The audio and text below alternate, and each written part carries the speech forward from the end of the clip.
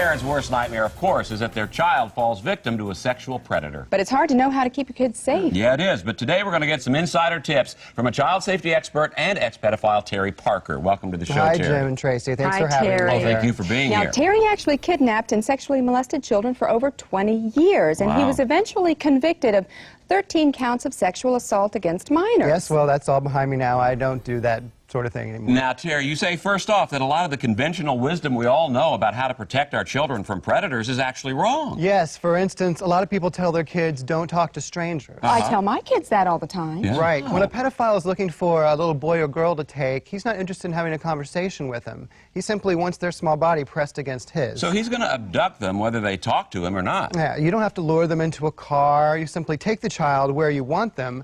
Their bodies are so light. But you do recommend that parents try to make their children less attractive to pedophiles, right? Right. Clothing is a huge factor. If you put a girl in a sundress and French braids in front of the average pedophile, he's going to get an erection that'll rip his bike shorts. Well, that's good to know. Yes, it is. So what should parents do? Dress them in dirty clothing, mess up their hair. Still, this will only deter about 90% of all pedophiles. You know, personally, I prefer a kid that looks a little rough and tumble. Before we go, I have to discuss the situation that no one wants to face. Your child is abducted, there's no ransom note, so you know the motive isn't money, it's sex. And how can a parent hope to get their child back? First of all, he or she won't be a child anymore. No? Any childhood innocence will have been stripped away the moment the pedophile's sweaty arm goes down your kid's pants. Your child's best bet is to grab a sharp object to stab at the man with, like a pencil, which is Really? actually how I got this. Ooh, I bet you didn't get very far with that kid. Not that one, no. Well, Terry, well, thank you so much for being with us this morning and opening our eyes to this situation. And if we can just protect one child out there from people like you, we will have done our job. I'm glad to help. Yeah. Thanks, Terry.